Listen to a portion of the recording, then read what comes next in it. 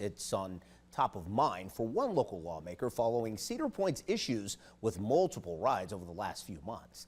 19 Data journalist Jeff Slauson is here with new legislation that would make ride closures public information. Kind of seems like a no-brainer at some point, right? Like you should be able to go online, see what's closed, and that can decide if you want to go or not. That's not the case, and it's not a mandate here in the state of Ohio. Now, we have pointed to multiple times how Cedar Point has seen a couple of rides this past summer have some pretty large issues. That is the reason for this bill, according to the bill's sponsor, because, according to him, you want to know whether or not you're going to actually have a chance to ride the rides you want to, especially if they're main attractions. It's called the Real-Time Status Amusement Park Act. It would allow for only permanent amusement parks, so not like fairs. It would be permanent amusement parks, Kings Island, Cedar Point, places like that. This would provide real-time public updates. That's both on site, so when you're at the park, it would have to show you what is closed and what's not, basically as you're going in there, and also online.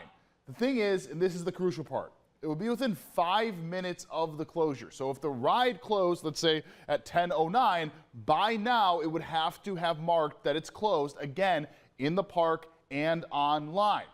Then it would reopen, and that's when another update, again, within 5 minutes would have to take place. The Department of Agriculture, they'd be the ones that would enforce it, and if you don't abide by it, it would be civil fines. Now, I asked the sponsor of this bill why he sees this as so important, and for him, it's about protecting consumers. You don't want to head out to Cedar Point, pay for your admission, only to realize your favorite ride is down. For someone that doesn't have a pass, who's paying, a lot of money for that ticket, that's just not fair. And in today's, with today's technology, there's no reason why they shouldn't be able to let us know in real time, when the rides are down and when they come back up, just like public transportation and airports do.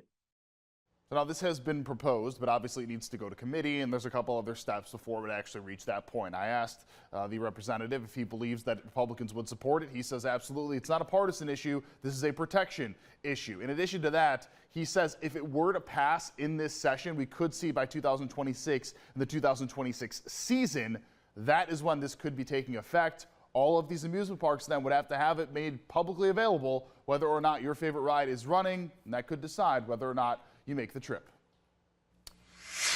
A 19 consumer alert tonight, and if you have